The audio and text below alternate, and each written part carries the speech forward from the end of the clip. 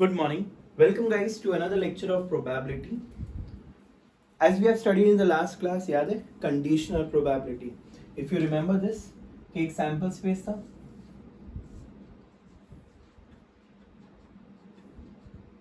उसमें से अपना A निकल रहा था और फिर उसमें से अपना B निकल रहा था. अगर आप वर्ड पे फोकस करोगे तो ये if था या फिर वर्ड आएगा given that, फिर ये what होगा या find होगा. So फॉर्मूला क्या था? Probability of what upon if is probability of what intersection if upon probability of if. और अगर ये इंडिपेंडेंट इवेंट है, कैसी इवेंट है? Independent.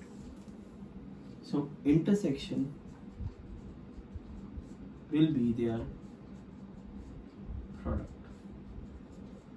Intersection will be their product. ये सब पढ़ा था. चलो, let's move on to we are solving exercise 9.3. तो उसी के कुछ सम्स करते हैं सॉल्व. ध्यान दीजिए. सम number 4. From a pack of well shuffled cards, 2 cards are drawn at random. What is the probability that both the cards are diamond when the first card is kept aside? The first card drawn is replaced in the pack. अच्छा सम है, ध्यान दो. बहुत simple सी बात है. Question number 4 करें हम लोग. 2 cards are drawn at random. Both of them are diamond. So मुझे एक बात बताओ, कितने डायमंड होते हैं total? are 30. So required probability, direct लिख सकते हो, इतनी सारी मगजमारी करने की जरूरत नहीं है. Required probability 13 out of 52 and then 12 out of 51. If you can understand this, क्योंकि केप्ट असाइड बोला है. तो मेरा फाइनल आंसर होगा 13 4 सा 3 4 सा 3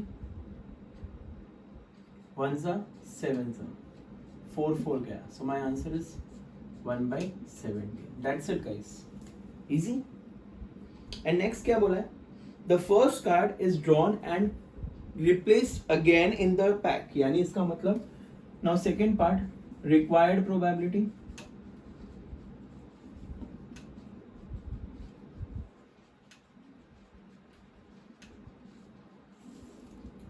(13 out of 52 and again 13 out of 52. It is replaced. So now answer will be 1/4. 1/4. The answer is 1/6. बच्चों आप चाहिए तो आप लिख सकते हैं 13 out of 52. Card is kept aside. Now 12 out of 51. Again 13 out of 52. Card is replaced. Again 13 out of 52. तो इसको है ना आप अपने ओन वर्ड्स में मैनिपुलेट करके लिख सकते हो अगर लिखना चाहते हो तो. नहीं तो अगर ऐसा भी किया तो चलेगा, मेरे को कोई प्रॉब्लम नहीं. इनफैक्ट कॉलेज वाले के ऊपर डिपेंड करता है कि क्या उन लोग पूछ रहे हैं, कैसे पूछ रहे हैं. But this is actual method to solve such type of sums. I hope this is clear. Alright, please make a note of this सम.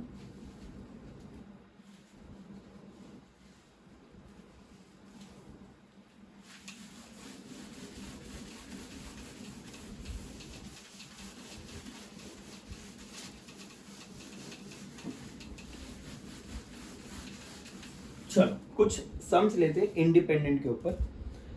ध्यान दीजिए. 5th सम में वेरी इंपॉर्टेंट सम. अगर जेई पॉइंट ऑफ व्यू से भी देखोगे तो इंपॉर्टेंट है. मैं पढ़ता हूं क्वेश्चन को. A B C try to hit a target simultaneously.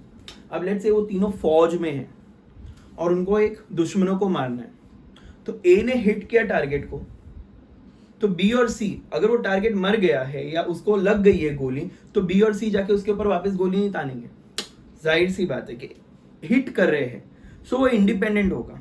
I hope this is clear. Next, independently उन लोग ने बोला भी है their respective probability to hit a target. यानी probability of A to hit a target is, probability of B to hit a target is, probability of C to hit a target is. तो दिया है 3/4, then 1/2 and 5/8. Okay, तुरंत इसका complement निकाल लीजिए. 1/4 1 से minus करोगे, ऐसे सम्स में कॉम्प्लीमेंट निकाल ही लेना चाहिए.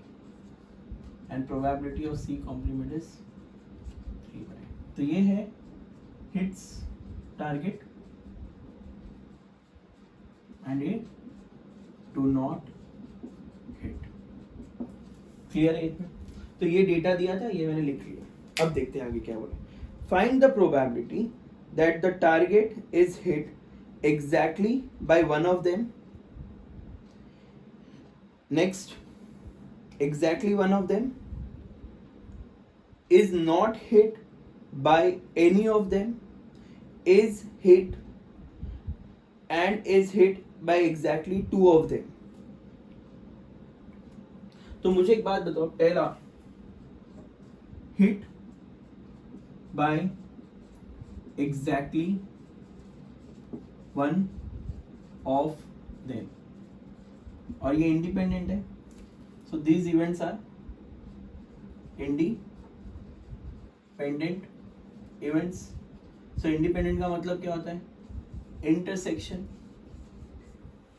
आई repeat, intersection is there product. यानी ए ने हिट किया है, बी ने नहीं, सी ने नहीं, या फिर ए ने नहीं, हाँ बी ने, सी ने नहीं, ए ने भी नहीं, बी ने भी नहीं, सी ने हाँ. अब इसका क्या होगा? A B complement C, A complement B, C complement, A complement B complement C. सबके वैल्यूज है. ए का वैल्यू क्या है? 3/4 into B complement is half, C complement is 3/8. फिर 1/4, half and 3/8. Again 1/4, half, 5/8. बच्चों एक बहुत इंपॉर्टेंट बात है, कभी कैंसिल नहीं करना, क्योंकि ऐसे वक्त कॉमन डिनोमिनेटर आएगा. 4 2 8, 64. So 9 plus 3 plus 5. So 9 plus 3, 12. The answer is 17/64. The answer is 17/64. I hope this is clear. Next is not hit by any of them. यानी second, not hit by any of them. यानी कोई भी hit नहीं कर पाया. ए भी नहीं, B भी नहीं, सी भी नहीं. कॉम्प्लीमेंट का मतलब नहीं है, और मैंने क्या बोला? इंडिपेंडेंट है, तो ये इसका इंटरसेक्शन होगा, और इंटरसेक्शन प्रोडक्ट हो जाता है. तो 1/4, 1/2, 3/8. The answer is 3/64. Next is hit. So probability hit plus probability not hit is 1, right? So probability of hit will be what? 1 minus probability not hit. बेटा not hit तो आ गया ना. So the answer is 61/64. I hope this is clear. And last but not the least is hit by exactly two of them. यानी exactly two of them. So A ने hit किया, B ने किया, C ने नहीं किया. A ने किया, B ने नहीं किया, C ने किया. A ने नहीं किया, B ने किया, C ने किया. सब बताइए. A, B, C, A, B complement C, A complement B C. So what is A? 3 by 4, 1 by 2, 3 by 8. Sorry ये 3 by 4 नहीं, हाँ 3 by 4. Again 3 by 4, half, 5 by 8. Again 1 by 4, half, 5 by 8. So now answer is 64, 9, 15, 5. So answer is 29 by 64. Make sure that you all have understood the sum. Independent का मतलब क्या होता है? Intersection becomes their product. Intersection becomes their product. Have a look at the sum.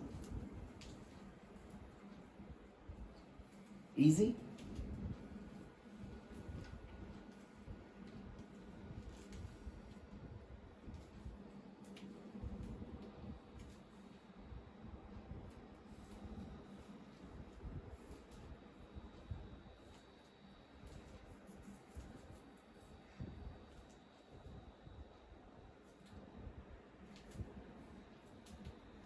Sure.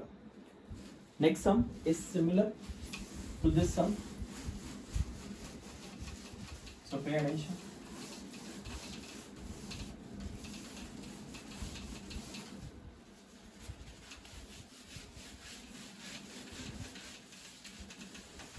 ध्यान दो, अब मैं solve नहीं करूंगा. It's a time for do it yourself. Pay attention.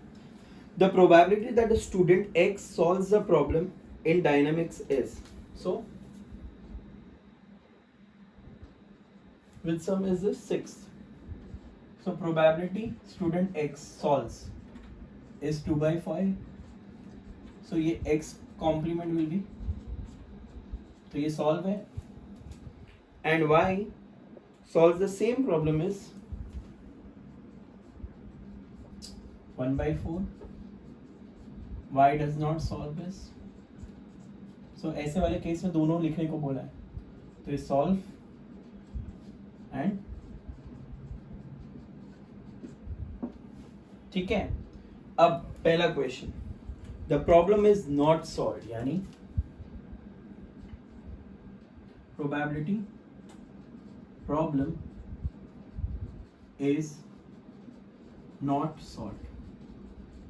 तो मुझे एक बात बताओ, एक्स ने भी नहीं किया और वाई ने भी नहीं किया, और ये फिर से इंडिपेंडेंट है, मिलके नहीं कर रहे.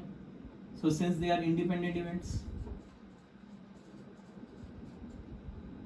so probability of X into probability of, so the answer is 3 by 5, 3 by 4. The answer is 9 by 20. Next, probability problem is solved. Probability problem is solved. तो इसका मतलब can I say problem is solved is 1 minus probability not solved. ये अभी थोड़ी देर पहले किया था.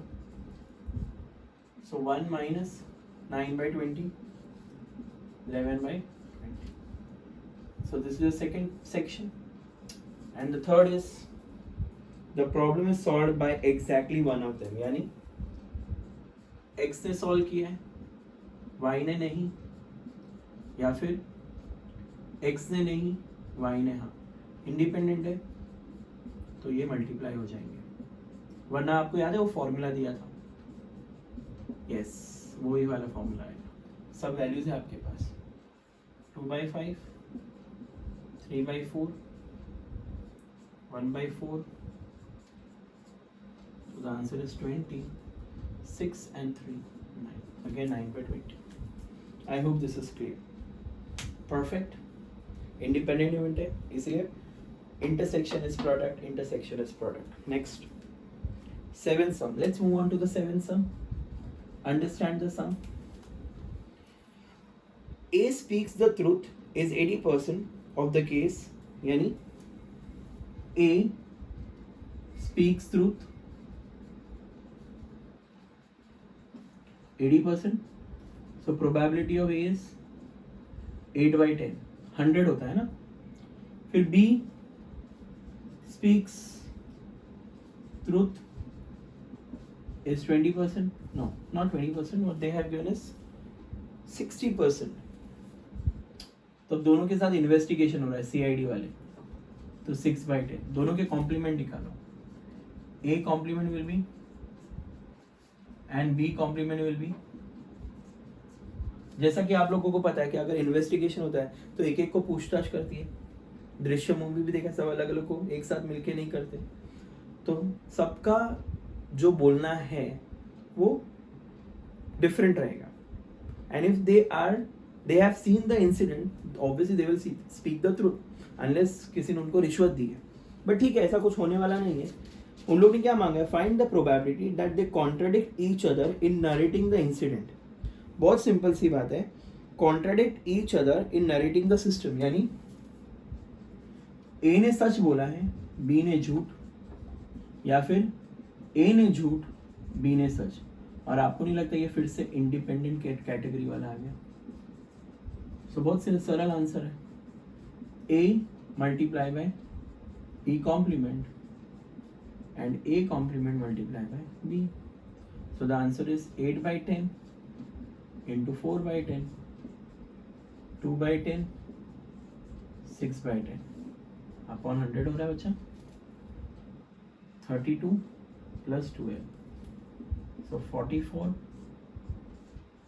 4 11s are 4/25. So the answer is 11/25. That's it, guys. I hope this is clear. Please go through both the sums, question 6 and question 7.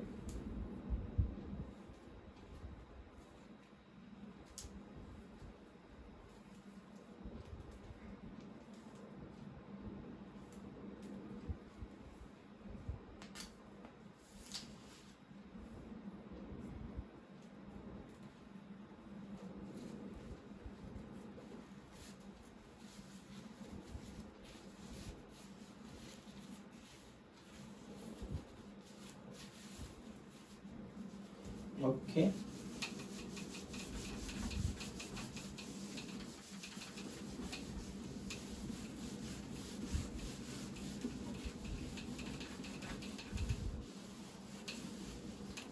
I hope सब समझ रहे हैं प्रोबेबिलिटी. कुछ डिफिकल्टी नहीं है ना? चलो ध्यान दो बच्चों. I am solving sum number 9 right now. Pay attention. 2 dice are thrown together. A is the event getting 6 on the first die and B is the event of getting 2 on the second die. अरे बहुत simple है. 2 dice are thrown. So बहुत simple सी बात है. N of S is 36. Now pay attention. A 6 on first die. So क्या क्या हो सकता है इसमें बताइए? 6,1, 6,2, 6,3, 6,4, 6,5, 6,6, comma. So the answer is N of A is 6. So probability of A is 6/36. 1/6. I hope this is clear. B 2 on second die. So 2 on second die का मतलब 1 2 2 2 3 2 4 2 5 2 6 2. फिर से 6 आ गया बच्चों. So probability of B 6/36, 1/6. I hope this is clear, guys. All right, ये हो गया. अब दोनों का इंटरसेक्शन निकालते हैं. A इंटरसेक्शन भी एक ही है जो है 6,2. So n of A intersection B is 1. Probability of A intersection B is 1/36. अब मैं दोनों का प्रोडक्ट निकालता हूँ. So probability of A into probability of B, which is 1/6. अरे बच्चों ये तो 1/36 आ गया. तो can I say since probability of A intersection B is equal to their product, therefore they are what event? Independent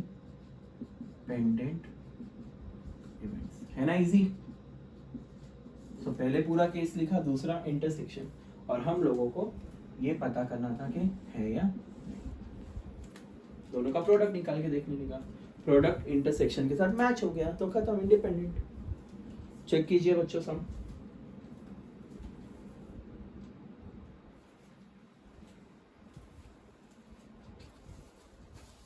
I hope this is clear, guys. Clear.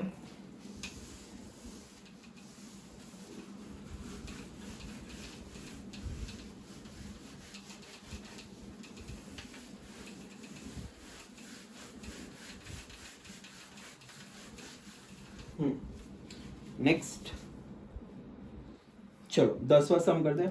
मेरा favourite सम है, ध्यान दो. ये भी सम आया हुआ है जेई में. The probability that a man who is 45 years old will be alive till he is 70 years old. यानी 45 साल का है और वो 70 तक जाएगा, उसकी probability. So A represent man and obviously B will represent woman. So probability of A is क्या दिया हुआ हम लोगों ने? 5/12. जो 45 का है 70 तक जिएगा. एंड प्रोबेबिलिटी ऑफ बी 3/8, जो 40 साल की है 65 साल तक जिएगी. अब दोनों के कॉम्प्लीमेंट निकाल लेते हैं. 7/12. अब ये है ना, हिंदी मूवी नहीं है बॉलीवुड वाली कि हम बने तुम बने एक दूसरे के मिले, साथ में जिएंगे साथ में मरते जाएंगे. हम इस तरह प्यार में जीते मरते जाएंगे, ऐसा कुछ नहीं होने वाला. आई hope you understood guys. So now ये ऑब्वियसली इंडिपेंडेंट इवेंट है. किसी का मरना, किसी का जीना किसी पे depend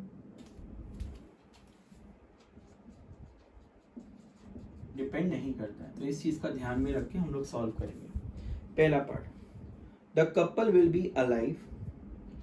couple will be alive का मतलब क्या होगा बच्चों? बहुत सिंपल सी बात है, दोनों जी रहे हैं. ए इंटरसेक्शन बी, ये अलाइव के लिए है बच्चों.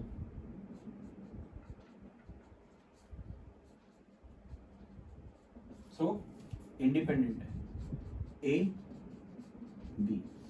So the answer is 5/12 into 3/8. 4s are 5/32. I hope this is clear.